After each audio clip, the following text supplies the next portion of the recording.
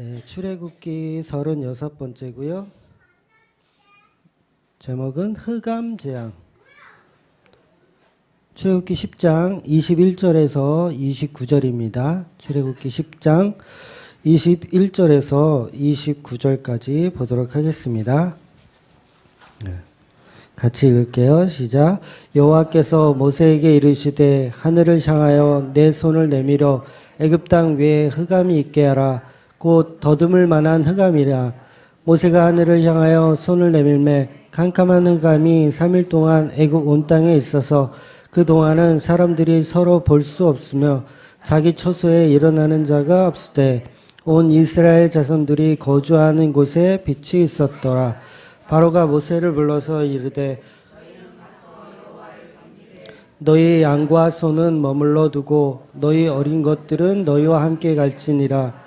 모세가 이르되 왕이 우리 하나님 여호와께 드릴 제사와 번제물을 우리에게 주어야 하겠고 우리의 가축도 우리와 함께 가고 한 마리도 남길 수 없으니 이는 우리가 그 중에서 가져다가 우리의 하나님 여호와께 섬길 것이며 또 우리가 거기에 이르기까지는 어떤 것으로 여호와를 섬기지 못함이니라 하나 여호와께서 바로의 마음을 완악하게 하셨으므로 그들 보내기를 기뻐하지 아니하고 바로가 모세에게 이르되 너는 나를 떠나가고 스스로 삶과 다시 내 얼굴을 보지 말라. 내가 내 얼굴을 보는 날에는 죽으리라. 모세가 이르되 당신이 말씀하신 대로 내가 당신의 얼굴을 보지 아니하리이다. 아멘. 네, 오늘은 9번째 재앙, 흑암 재앙입니다. 애굽 땅 전체에 흑암이 내려서 손으로 이제 더듬어야 할 정도로 이제 어둠의 흑암이 일어나는 겁니다. 무려 3일 동안, 3일 동안 계속됩니다. 이것은 진리를 모르는 애굽 사람들이 이제 소경이 되었다는 의미가 있어요. 즉 애굽이란 나라 전체는 그 많은 우상들과 인간의 노력으로는 구원이 없음을 하나님께서 보여주고 있는 역사라는 거죠. 그에 반해 이스라엘은 하나님이 선택한 백성이기 때문에 어둠이 임하지 않았고 해가 쨍쨍하게 이제 비추는 모습인 거죠. 그러니까 대조적으로 진실과 거짓 그리고 선과 악을 이렇게 표현하는 거죠. 구원과 유기를 표현하는 겁니다. 그러니까 예수님께서도 십자가에 달리셨을 때 12시부터 3시까지 3시간 동안 깊은 어둠이 임했습니다. 그리고 3일 동안 예수님은 무덤 속에서 죽어 계셨죠. 3일 동안. 그러니까 오늘 본문이 하나님의 아들로서 십자가에 죽으신 그 예수님의 십자가 사건을 오늘 본문이 사실은 예표하고 있는 거예요. 그래서 경험하게 하시는 겁니다. 우리에게. 그러니까 모세는 파라오에게 여러 차례 광야로 3일 길을 걸어가야 한다라고 얘기했어요.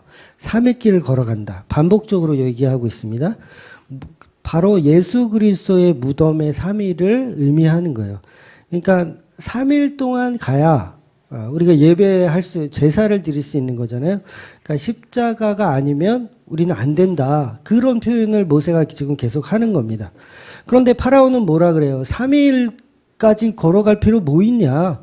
여기서 그냥 해. 여기서 제사 드려. 여기서 예배해. 라고 얘기하잖아요. 그 얘기는 뭐예요? 십자가 없는 예배를 파라오는 드리라고 얘기하는 거예요. 그러니까 모세는 그럴 수 없다. 우리는 반드시 3일 길을 걸어가서 시내산이라고 하는 십자가가 섰던 그곳까지 가야 한다고 주장을 하는 거죠. 그래서 이 모든 말씀은 지금 우리가 보는 이 출애굽기의 말씀들은 전부 예수 그리스도께서 이루신 십자가를 계속해서 반복적으로 설명하는 내용이에요. 그래서 그게 이제 계속 싸움이 되는 거죠. 모세는 3일 길을 가야 한다. 애굽인들은 뭘 거기까지 가냐. 여기서 해라. 라는 식으로. 반드시 모세는 3일 길을 걸어서 그곳에서 예배를 해야 되기 때문에 양과 소를 전부 가져가기를 원하는 거예요. 그러니까 3일 길을 가서 십자가에 이루신 그 양과 소를 잡아서 제사를 드려야 되니까. 근데 파라오는 뭐라 그래요? 양과 소는 또 못 가져가게 해요. 가져가지 말라 그래요. 역시 계속해서 십자가 없는 예배를 요구하는 거예요. 이 파라오는. 아직 지금은 레위기의 어떤 그 제사법, 그 제사 드리는 방법에 대해서 구체적으로 설명이 되어지기 전이잖아요. 그러니까 모세는 사실 아직 몰라요. 제사를 어떤 식으로 어떻게 드려야 하는지도 몰라요. 그러니까 양이 몇 마리가 필요한지, 소가 몇 마리가 필요한지 그것도 몰라요. 모세는. 그냥 모세는 그냥 예수님의 십자가의 길로만 가야 한다고 반복적으로 설명하고 있는 거예요. 즉 지금의 그 본문들은 진정한 제물이신 어린 양 예수를 설명하는 기간들인 거예요. 다. 그래서 반드시 이스라엘은 3일 길을 걸어가서 시내산 앞에서 진정한 제물이신 예수 그리스도의 십자가를 발견해야 되는 거죠. 결국 출애굽기는 모든 성경이 다 마찬가지지만 그리스도의 의에 대한 표예요. 그 제물에 대한 총집합. 그러니까 이 출애굽기가 이 내용이 어디 가서 끝나냐면 성막에 가서 끝나요. 성막은 뭐예요? 제사 드리는 장소잖아요. 하나님을 만나서 제사 드리는 장소. 그러니까 결국은 출애굽기가 말하고 싶은 건 예수 그리스도 앞으로 십자가 아래로 계속 우리한테 설명하는 거예요. 그 아래로 3일 길을 걸어가서 그 아래로 가야 한다 설명하는 거예요. 그런데 애굽 땅에 그래서 애굽 땅에 이제 3일 동안 어둠이 임하는 거예요. 왜? 그걸 반대하니까. 십자가의 길을 반대하니까 3일 동안 어둠이 임하는 겁니까? 진정한 진리인 십자가의 진리를 사람들이 못 알아보니까 그 완악한 마음이 어둠을 계속 만들어내는 거죠. 그래서 그 완악한 유대인들이 예수님을 십자가에 죽이는 거예요. 제가 오전에도 강도라고 얘기했죠. 예수님은 강도입니다. 강도예요. 칼을 들고 우리 악인이나 선인이나 마찬가지고 예수님은 칼을 들고 이렇게 계신 거예요. 그거를 찔러서 어떤 사람들한테는 그게 우리를 치료하는 칼이 되고 어떤 사람들한테는 그게 강도로 보여지는 거죠. 그래서 강도로 보여진 사람들이 예수를 강도처럼 십자가에 달려서 죽이게 하는 거예요. 그래서 십자가를 못 알아보는 사람들은 소경인 거죠. 어둠에 있는 거죠. 그래서 완악한 유대인들은 예수님을 십자가에 죽이는 겁니다. 그리고 완악한 교인들은 교회라고 간판을 걸고 영업을 해서 계속 예수님을 죽이고 있는 거예요. 우상 숭배를 하는 거죠. 그러니까 애굽인들은 3일 동안 어두운 밤을 보내며 뭘 했을까요? 어두워요. 뭘 할 수가 없어. 어두워요. 뭘 했을까요? 이스라엘 백성이 이제 그 시내산 앞에서 이제 황금송아지 만들 때 거의 뭐 난리 부르스 치잖아요. 막 이렇게 막 난리 치잖아요. 그거 어디서 배웠을까요? 애굽에 살면서 애굽의 문화를 배운 거예요. 애굽의 문화. 그러니까 애굽은 제사를 이렇게 하는 민족보다는 숭배를 하는 개념이라 그랬잖아요. 숭배. 그 숭배가 뭐예요? 놀고 막 기뻐하고 뛰고 막 좋아하는 거예요. 숭배의 개념. 그러니까 3일 동안 분명히 애굽인들은 이 어둠에 대해서 이 어둠을 이길 수 있는 신을 또 끄집어내서 그 신에게 뭘 했을까? 계속 숭배를 했을 거란 말이죠. 그래서 애굽의 최초의 신 그리고 태양의 신 이게 누구냐면 라라고 하는 신이에요. 라. 한 글자예요. 라라는 신이에요. 그러니까 라라는 신은 태양의 신입니다. 애굽에서 섬겼던 가장 강력하고 가장 최초이고 가장 대표적인 신이 라 신이에요. 근데 이 라 신은 태양의 신이기 때문에 하나님께서 어둠을 줬을 때 어떻게 해야 돼요? 라 신을 불러야 되겠죠. 라 신을 불러요. 그러면 그 3일 동안 뭘 했을까? 난리 부르스를 쳤을 거예요. 그러니까 이것은 그냥 어둠의 문제가 아니고 이미 애굽인들의 마음은 하나님을 볼 수 없는 어둠으로 이미 장악되어 있다라는 거죠. 그러니까 계속해서 우상을 섬길 수밖에 없는 거죠. 그래서 이거는 이미 애굽인들은 소경이 되었다라고 표현하는 거예요. 예수님이 십자가에 돌아가셨을 때 예수님을 죽인 유대인들은 어떻게 했을까요? 기뻐하며 즐거워하며 이제 우리가 이단 중에 괴수를 이제 십자가에 달아서 강도로 만들어서 죽였다. 얼마나 기뻐하고 즐거워했을까. 광란의 밤을 보냈겠죠. 네. 경험이 없으시군요. 예수님이 십자가에 죽였으면 우리는 광란의 밤을 보내야 돼요. 이제 내 마음대로 살 수 있거든요. 네. 그러니까 파라오는 이제 그 당시만 해도 그냥 일반적인 사람으로 보지 않아요. 그러니까 임금 그러면 우리나라도 하늘이 낸 자로 보잖아요. 임금은 자기 힘으로 된 게 아니라 하늘이 점지해준, 하늘이 낸 임금이다라고 우리나라도 그렇게 보는 경향이 있잖아요.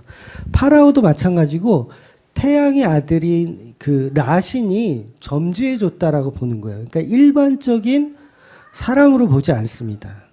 그러니까 굉장히 신성시를 하는 거죠. 그 파라오를. 그러니까 우리나라도 보면 왜 그 임금님의 그 모습을 이렇게 보면 왜 용 같은 게 이렇게 있잖아요. 그 의자 같은 데도 용으로 이렇게 돼 있고 또 옷에도 막 용 그림 막 있고. 그러니까 그게 뭐냐면 다 신성시하는 거거든요. 신비의 동물을 가지고 신성시하는 거. 그러니까 임금님의 얼굴을 뭐라고 불러요? 용안. 예, 용안이라고 불러요. 예. 임금님의 자리는 용상. 예. 임금님이 타는 수레는 용가라고 부르고. 임금님의 옷은 용포. 예. 전부 용이에요. 용. 그게 뭐예요, 그게? 그러니까 신격화시키고 싶은 거예요. 신격화시키고 싶은 거. 그러니까 용은 물의 신으로 알려져 있거든요. 물의 신, 바다의 신으로 통하는 거예요.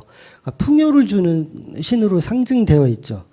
그러니까 그런 풍요의 신을 섬기던 그 용용죽겠지의 이 대한민국에 복음이 떨어졌어요. 그러니 이게 복음이 제대로 들어갈 턱이 없다라는 거죠. 그러니까 우리나라가 무당적인 면을 이렇게 보면 지금의 애굽하고 비교하고 봤을 때 누가 이길까요? 무당하면 대한민국이 최고예요. 애굽이 잽도 안 돼요. 그냥 더하면 더했지 덜하지 않다라는 거죠. 우상 배틀을 이 애굽하고 하면 압승입니다. 우리 대한민국 압승이에요. 못 놓으면 귀신은 그렇게 많은지 귀신이 그렇게 많아요? 그러니까 애들 보는 만화 중에 신비 아파트라는 게 있어요. 그게 이제 귀신을 주제로 해가지고 나오는 만화 영화인데, 귀신이 이렇게 많은지 몰라요. 그게 다 작가가 만든 게 아니라, 이 전설로 내려오는 그 귀신들을 다 이렇게 하나씩 끄집어서 이 만화 영화를 만들었거든요. 귀신이 그렇게 많아요. 대한민국에. 그러니까 그 귀신이 뭐예요? 사실은 본질적으로 용이잖아요. 용, 짐승. 그래서 그 귀신이 사실 누구냐면 우리가 사실 귀신이잖아요. 독사의 자식, 마귀의 자식, 우리가 귀신. 그러니까 666이 누구예요? 우리가 666이. 우리가. 그 용이 전부 짐승. 그러니까 전에도 한번 말씀드렸지만 용은 짐승들의 결정판입니다. 그래서 용의 모습을 이렇게 딱 떠올려 보면 코는 돼지코, 뿔은 사슴뿔, 그 다음에 토끼의 눈, 그 다음에 몸통은 뱀의 몸통, 그리고 꼬리나 이 비늘 같은 거는 다 잉어의 비늘. 그러니까 귀는 또 소같이 생겼고, 발톱은 매의 발톱. 그러니까 짐승들의 연합체가 용이라는 거예요. 용. 그래서 성경에 용이 자주 등장해요. 요한계시록에 가면 용이 등장합니다. 그 용은 뭐예요? 짐승이라는 얘기예요. 짐승들. 그러니까 전부 우상 숭배의 결정판으로 용이 등장하는 거예요. 그러니까 전부 허상이죠. 우리는 다 짐승을 섬겨요. 우리나라 샤머니즘도 마찬가지고 지금의 애굽도 마찬가지고 다 그 짐승을 신으로 섬기는 거예요. 그도 안 되면 태양을 섬기고, 오늘 이 라시는 태양을 섬기는, 그것도 아니니까 태양을 신는 거예요. 그런데 아무리 이들이 날고 뛰고 그 어두운 밤에 광란의 밤을 보내도 태양의 신 나는 그저 침묵할 뿐입니다. 더구나 이스라엘에 거주하고 있는 고센 땅에는 해가 쨍쨍해요. 도대체 라신이 어떻게 된 건가? 왜 우리한테 안 오고 이스라엘에 가 있는가? 그러니까 하나님이 그걸 일부러 보여주시는 거죠. 너희가 믿는 신은 무용지물이다. 아무것도 할 수 없는 죽어버린 신이고 존재하지도 않았던 그런 신이라는 것을 하고 있는데 파라오는 계속해서 고집을 부리더라는 거죠. 가기는 가는데 양과 소는 가지고 가지 말아라. 이렇게 얘기하는 거예요. 양이나 소가 없이 제사를 어떻게 드려요? 못 드리잖아요. 그러니까 예수가 없는 예배를 드리라고 계속 모세는 이야기하는 겁니다. 오늘날 우리 교회들이 전부 예수가 없는 예배를 드리라고 강요를 해요. 예수보다 더 중요한 것들을 만들어서 교회가 십자가라는 본질을 잊어버리게 만듭니다. 큰 문제예요, 사실은. 교회가 제일 문제예요. 절이 하나 생기는 거는 별로 그렇게 겁이 안 나는데 교회가 하나 생기면 나는 겁나더라고요.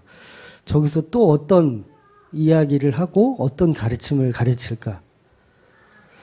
그러니까 계속해서 예수가 없는 예배를 계속 추구하더라는 거죠. 어디서? 교회에서. 네. 그러니까 교회에서 전부 십자가 없는 인간의 가치 챙기기를 계속 하더라는 거예요. 결국 파라오는 이스라엘 백성이 하나님께 복을 받을 것을 원하지도 않았고 애굽으로 다시 돌아와야 하는, 그래서 노예로 다시 만들어야 하는 그런 수준으로 계속 있는 거예요. 이게 완악한 거예요. 그러니까 교회는 예수님의 십자가를 말하고 바른 예배, 바른 복음을 전해야 하는데 계속해서 사람들을 뭘로 만드냐면 나의 노예로 만들어요. 교회의 노예로, 교회의 일꾼으로. 이게 지금 파라오의 마음하고 똑같은 거예요. 완악한 거죠. 파라오는 계속해서 양과 소를 지키려고 하는 거예요. 뺏기지 않고 지키려고.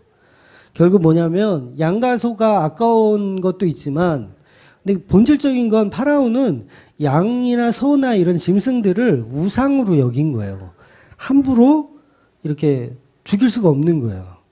그러니까 헛된 믿음이 파라오 안에 있는 거죠. 하나님 뭐예요? 그 양을 죽이는 거예요. 양을 죽이고 소를 잡아 죽이는 게 하나님의 제사 방식이란 말이에요. 근데 파라오가 볼 때는 그렇게 그 우상을 어떻게 그렇게 잡아 죽여? 그럴 수 없는 거예요. 신성시하고 있는 그 소를. 그러니까 그 마음이 가득하여 있는 거죠. 여전히 우리 우상을 지키고 싶다는 마음이 우리 안에 신앙생활을 하고 있는 우리 안에도 계속 있더라는 거예요. 우리가 교회에서 어떤 가치를 가지고 예배하고 신앙생활을 하고 있습니까? 그 모든 가치는 죄만 더 쌓을 뿐이에요. 네. 교회는 예수 그리스도의 십자가 말고는 그 어떤 가치도 중요하지가 않습니다. 저와 여러분 안에 이런 헛된 믿음의 방향성, 만약에 이런 게 존재한다면 그건 전부 우상이에요. 네.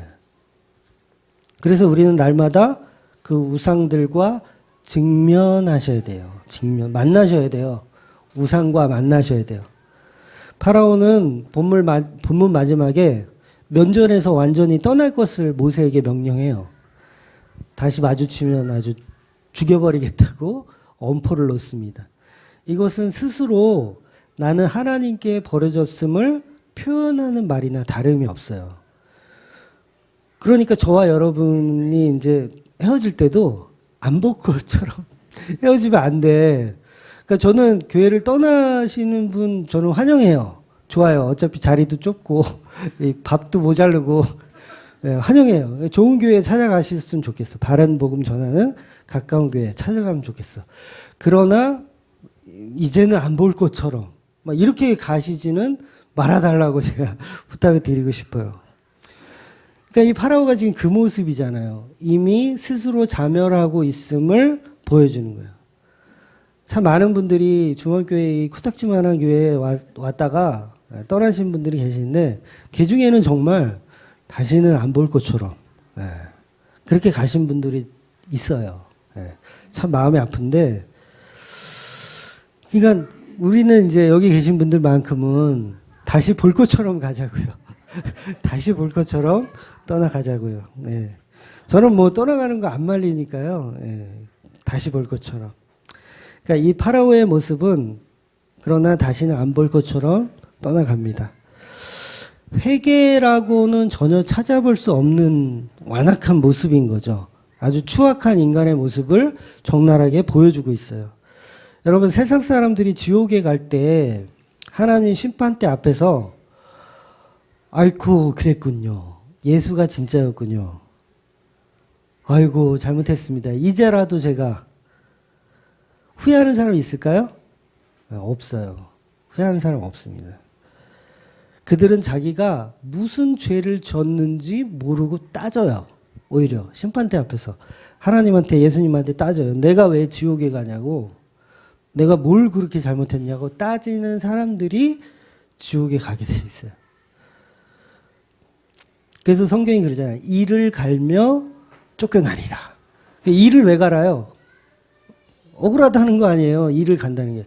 어이씨, 내가 왜 지옥이야? 내가 왜 쫓겨나? 어이씨, 화나? 이러는 거. 그러니까 죽는 순간까지, 지옥에 가는 순간까지 하나님을 저주하고 복음을 저주하고 예수를 저주하는 사람들이 지옥에 가는 겁니다. 그래서 끝까지 이를 갈며 분노하며 가는 곳이 지옥이에요. 그래서 지옥은 자멸하는 곳입니다. 자멸하는 곳. 그러니까 하나님이 지옥을 딱 뜨뜻하게 만들어 놓고 이것들을 이제 지옥에 보내야지, 그리고 발로 쳐놓는 게 지옥이 아니에요. 그러니까 지옥은 스스로가 자멸해서 가는 곳입니다. 성경이 자기 취향에 맞게, 이렇게 우리가 자기 취향에 맞게 해석을 해서 죄에 대해서 좀 개념이 참 없는데, 그건 그냥 우리가 죄에 대한 개념은 우리가 그냥 우리의 식으로 이렇게 해석해서 그런 거예요. 그래서 지옥 가는 사람들은 끝까지 자기의 잘못을 인정하지 않습니다. 절대 인정하지 않아요. 베드로후서 3장 16절을 한번 볼게요. 베드로후서 3장 16절 시작. 또 그 모든 편지에도 이런 일에 관하여 말하였을 때 그 중에 알기 어려운 것이 덜어 있으니 무식한 자들과 굳세지 못한 자들이 다른 성경과 같이 그것도 억지로 풀다가 스스로 멸망에 이르느니라. 저 스스로 멸망에 이른다고 표현해요. 베드로는. 그러니까 스스로 자멸해서 가는 곳이 지옥이란 뜻이에요. 그러니까 하나님이 너 지옥 가라고 막 이렇게 밀어넣는 게 아닌 거예요.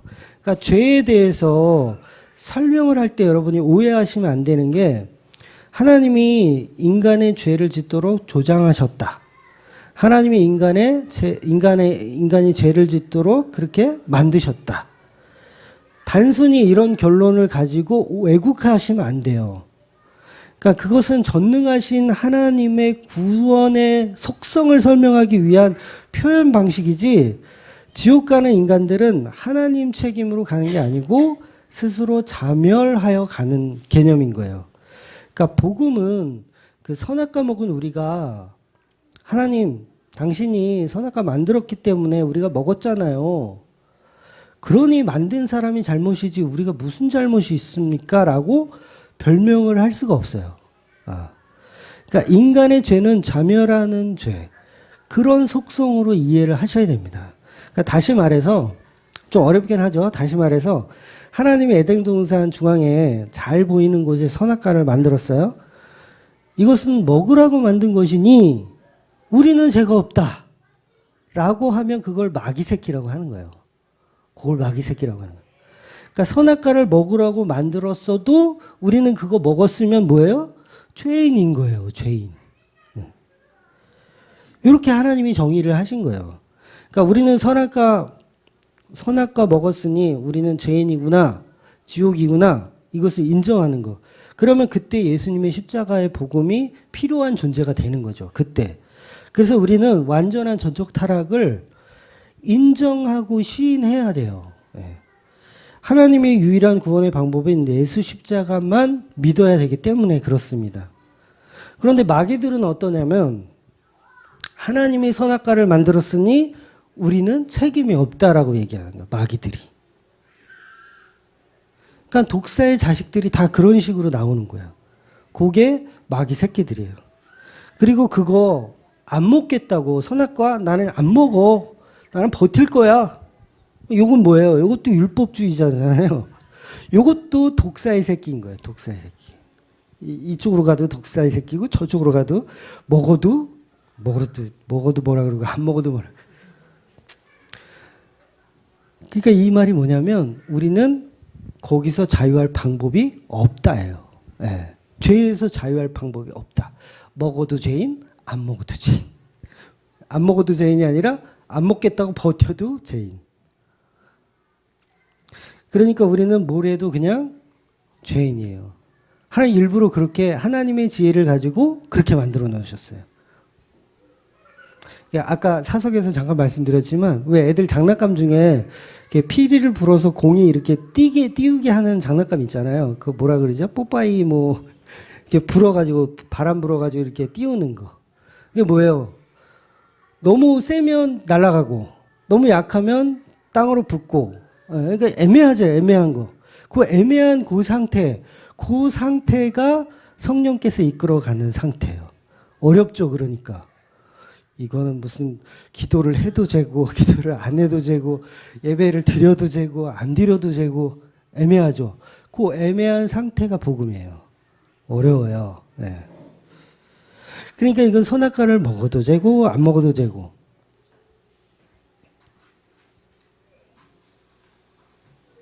그러니까 어떻게 해야 되냐면 뭘 해도 안 되니까 그냥 물 끓여야죠. 에이씨 물 끓여. 이 개그를 모르시는군요. 그러니까 그냥 우리는 지옥에 갈 수밖에 없는 존재라는 거예요. 그냥 물을 끓일 수밖에 없는. 전부 죄인이기 때문에 우리는 의에 대하여 아무런 결정권이 없는 자들인 거예요. 그러니까 우리가 여기서 지금 태어나고 싶어서 태어나신 분이 있으세요? 나는 태어나고 싶어서 태어났다. 없잖아요. 결정권이 없다는 얘기예요. 이미 우린 자연 계시를 통해서 우리의 가치 없음을 다 알아요. 아, 나 태어날 때 내가 선택하지 않았지. 나는 내 의에 의해서 태어난 게 아니라 어떤 누군가에 의해서 태어났지. 그러니까 구원도 마찬가지인 거예요. 내가 구원받고 싶다고 막 열심히 노력해서 받을 수 있는 것도 아니고 나는 구원을 거부한다고 해서 거부될 수 있는 것도 아닌 거예요. 그러니까 하나님이 그냥 하시는 거예요. 우리의 의견과 전혀 상관없이. 그러니까 창조나 재창조나 다 마찬가지예요. 다시 태어나는 것도 그렇고. 우리의 의사는 1도 반영이 되지 않습니다. 우린 그냥 무가치예요. 아무 가치가 없어요. 그래서 절대 인간은 자기 스스로 자살할 수도 없는 존재인 거예요. 그러니까 자살할 수 없다는 건 뭐냐면 스스로 하나님의 제물이 될 수 없다는 얘기예요. 하나님 제물이 될 수 없어요. 그러니까 하나님 앞에 의롭게 설 수 있는 그 어떤 게 될 수가 없다는 거죠. 그래서 우리가 흔히 하는 오류 중에 내가 주님께 이 한 몸을 바치겠다. 이런 얘기들 가끔 하잖아요. 내 자식을 내 목사로 만들겠다. 막 이런 거. 우리 하주를 내가 찍었는데 막 이런 것들. 아브라함이 이삭을 바친 것처럼 나도 하나님께 바치겠다. 근데 우리는 바칠 수 있는 게 뭐예요? 죄밖에 없어요. 죄덩어리인데 뭐 그 죄를 어디다가 써요, 그걸. 어디다 바치겠어요.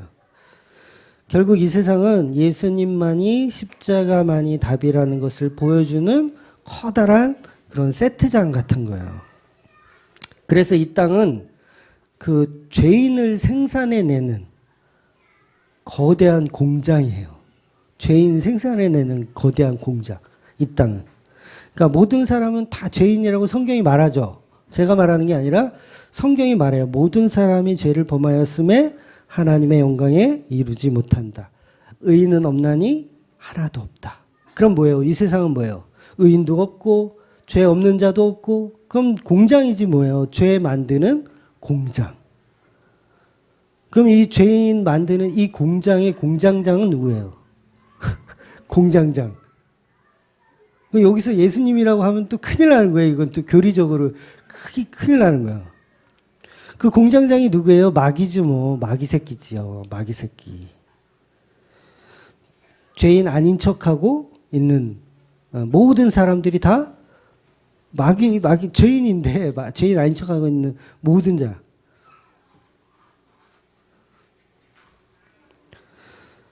목사가 이제 자기는 죄인 아닌 것처럼 설교하잖아요.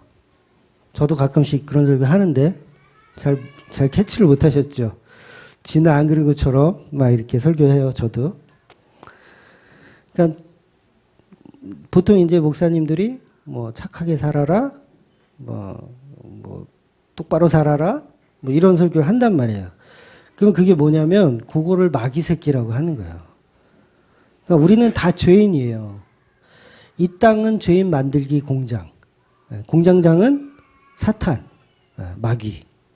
그럼 이 세상이 죄인 공장이면 그럼 우리가 이렇게 질문할 수가 있겠죠. 이 세상이 죄인 공장이면 그러면 하나님이 공장장 세웠으면 하나님이 사장인가? 하나님 사장인가? 그럼 하나님이 죄인을 생산하시고 그러면 안 되잖아요. 하나님이 죄인 생산하시면 안 되잖아요. 그럼 공이고 거룩이고 다 무너지는 거 아니에요. 그래서 하나님이 자기 모습은 감추시고 에덴 동산에 누가 등장하냐면 마귀인 공장장이 등장하는 거예요. 그런데 공장장은 하나님이 미션을 준 게 아니고 공장장은 하나님이 이렇게 야, 너 저기 에덴 동산 가서 네가 좀 이렇게 애들 좀 죄인으로 다 만들어. 이렇게 시킨 개념이 아니고 성경에 보면 분명히 마귀와 사탄은 스스로 하나님처럼 되고 싶은 그 마음의 천사였는데 원래는 천사였는데 타락을 하여 사탄이 되었다고 얘기하잖아요. 그 이사야서 14장에 보면 나오는데 그러니까 사탄이 원래는 천사였는데 본인이 타락을 하여 뭐가 됐다고요? 사탄이 됐다고 하잖아요. 그러면 공장장을 누가 시킨 거예요? 하나님이 시킨 게 아니라 본인이 시킨 거죠. 본인이 한 거죠. 본인이 한 거. 그러니까 이 세상의 이 모든 세트가 바로 하나님의 놀라운 지혜라는 거예요. 그러니까 그 위에 이 공장장 위에 사장님 사실 하나님이 맞아요. 공장장 위에 사장이 하나님 맞아요. 그러니까 뭘 하는지 하나님은 다 보고 계신 거죠. 그런데 뭐예요? 이 모든 게 다 하나님의 지혜라는 거죠. 그래서 공장장은 좋다고 내가 여기 대장이라 그러면서 막 죄를 생산해내기 시작하는 거예요. 그래서 제가 그거를 일전에 설교할 때 하나님의 덫이라는 제목으로 아마 설교를 한 적이 있어요.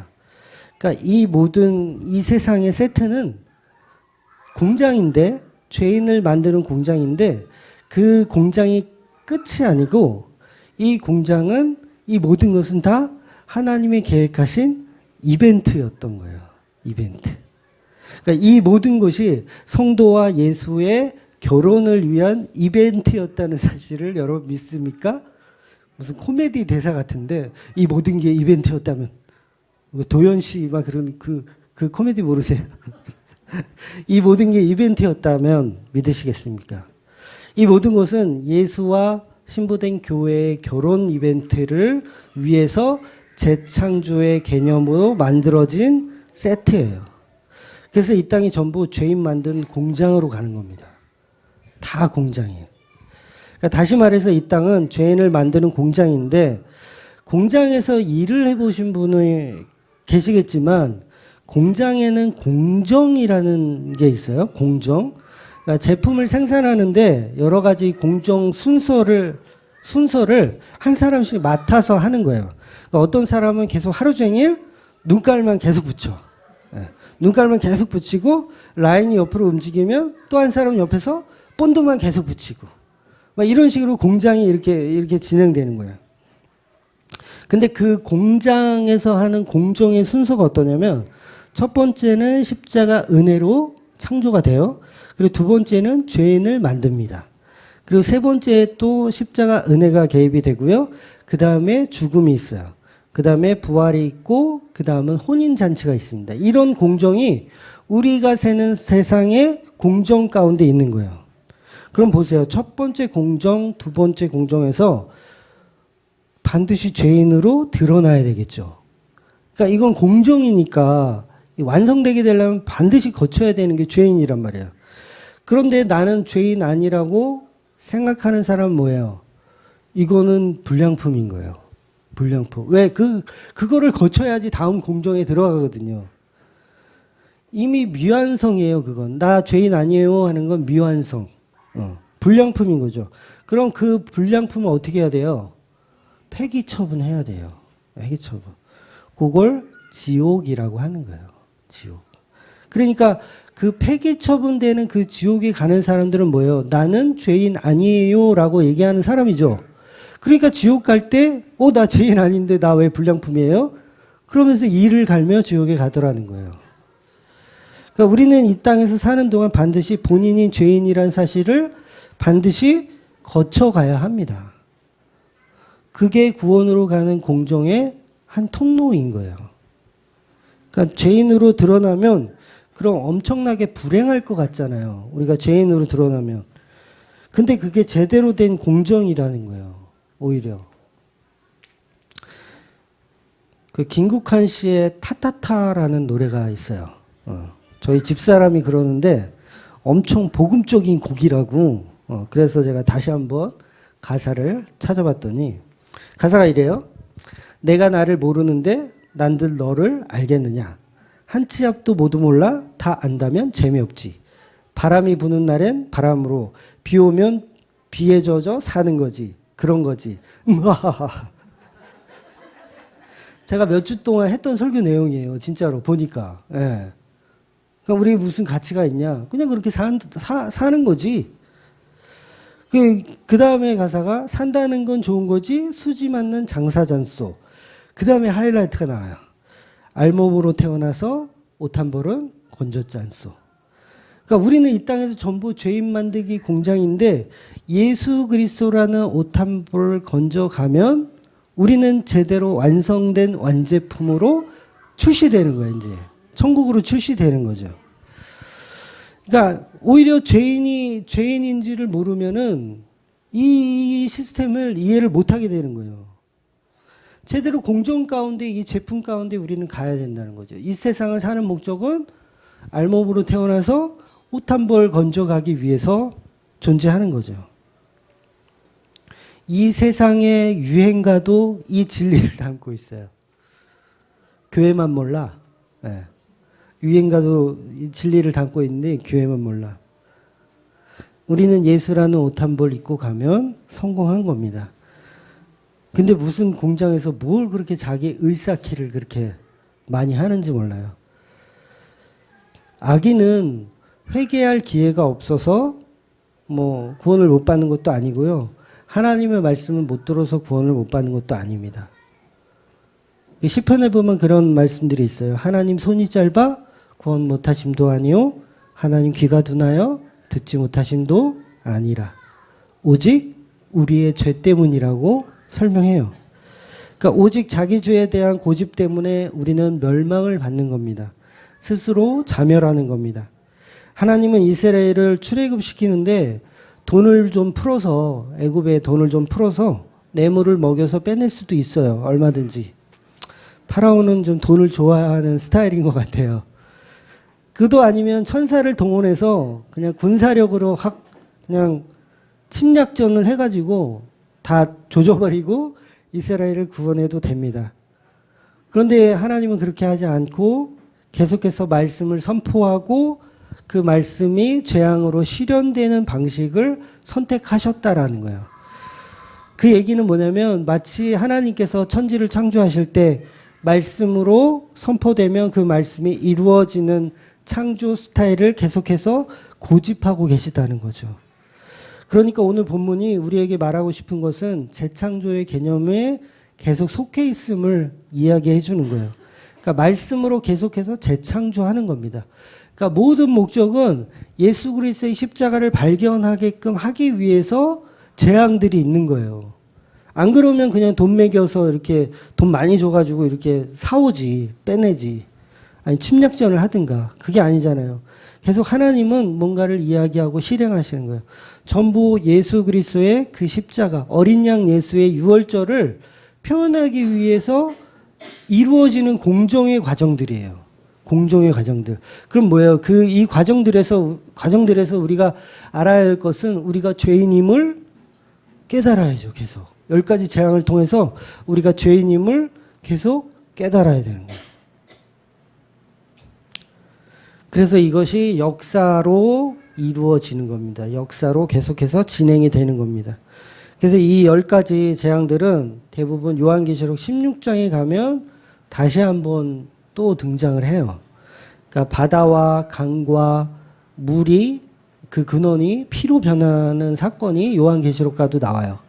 해가 건세를 잃고 불로 사람을 태웁니다. 그리고 번개와 그런 낙뢰가 치고 지진이 발생하고 강이 마르고 개구리 떼가 올라와요. 요한계시록에도 개구리 떼가 올라와요. 그러니까 다시 말해서 모든 것이 그 역사를 설명하는 거예요. 십자가의 역사, 예수께서 구원하시는 이 공정의 역사를 계속 설명하는 거예요. 다 이게 재창조의 역사라는 거예요. 그러니까 우리가 이 땅은 그거 하려고 그 이벤트, 그 공장이에요, 공장. 그 거대한 그 공장의 설계도 안에 성경이 존재하는 것이고 그 중심에 유월절 어린 양 예수가 존재하는 겁니다. 우리는 다 이렇게 어두운 애굽의 세상과 같은 곳에서 죄를 생산하는 공장으로 살아갑니다. 그래서 세상은 아무것도 할 수 없는 어둠이어야 하는 거예요. 어둠. 그러니까 죄인에게 차라리 어둠은 복이에요. 죄인에게 어둠은 복입니다. 왜? 아무것도 할 수 없으니까. 가만히 있어야 그나마 죄를 안 지으니까. 그러니까 저와 여러분이 죄인이라고 인정하시면 뭘 해야 되는 거예요? 아무것도 안 해도 인정해야 되는 거예요. 아무것도 안 해도 오히려 이게 복이구나. 그러니까 가만히 있는 법을 우리는 좀 배울 필요가 있어요. 기독교인들은 우리는 죄인이라는 걸 알면 알수록 가만히 있는 법을 좀 배워야 돼요. 근데 막 다 설쳐. 다 설쳐. 그럼 그 설치면 설칠수록 뭐예요? 내 의사키가 되더라는 거예요. 내 의사키가. 가만히 있으라. 이제 아무도 안 나오겠네, 다음 주에. 그러니까 하나님한테 내 인생은 왜 이렇게 어두워요? 내 인생은 왜 이렇게 터널이에요? 불만을 품을 수가 있어요, 없어요? 없는 거지. 없죠. 왜? 우리는 어둠이 있어야 그게 복인데 죄인이니까 차라리 어둠이면 죄라도 안 짓지. 그럼 내가 터널을 지금 살고 있으면 이게 하나님의 은혜구나. 이 이벤트에 내가 지금 이 죄 가운데 있는 그 공정 과정을 내가 지나가고 있구나. 라고 생각하면 견딜만 한 거예요. 견딜만 한 거. 그래서 그 어둠을 인식하셨을 때 그때 예수님의 눈을 갖게 되는 거예요. 그때 예수님의 눈을 갖고 예수님의 눈빛으로 우리가 살아갈 수 있는 겁니다. 우리는 어두운 이 세상에 예수의 빛으로 살아가는 자들입니다. 절대로 내 빛을 만들어서 내 걸로 이 세상을 살아가는 게 아니라 오직 예수 그리스도의 은혜로 예수 그리스도의 그 빛으로만 살아가는. 그래서 우리 안에 어둠은 계속 있어요. 계속 있어야 됩니다. 내가 복음 만나서 예수 만났으니까 이제 나는 이제 어둠 없고 그냥 이게 찬란한 영광만 있을 것으로 착각하시면 안 되세요. 예수님이 우리한테 왔을 때, 예수님이 우리 안에 딱 왔을 때 우리의 죄가 없어지잖아요. 그게 없어지고 끝나는 게 아니에요. 계속 있어요. 계속 또 만들어지고 또 생산해. 왜? 공장이니까. 우리는 죄 만드는 공장이니까 계속 죽을 때까지 죽어야 끝나요. 죽어야 끝나. 죽을 때까지 죄만 만드는 공장이에요. 죽어야 끝나. 죽어야 끝나요. 그러니까 계속해서 그 공장, 이 공장을 풀 가동하고 있을 때 예수의 눈을 가지시고 그 터널을 잘 이겨내시는 저와 여러분 되시기를 주의 이름으로 축원드립니다. 아멘. 기도하겠습니다.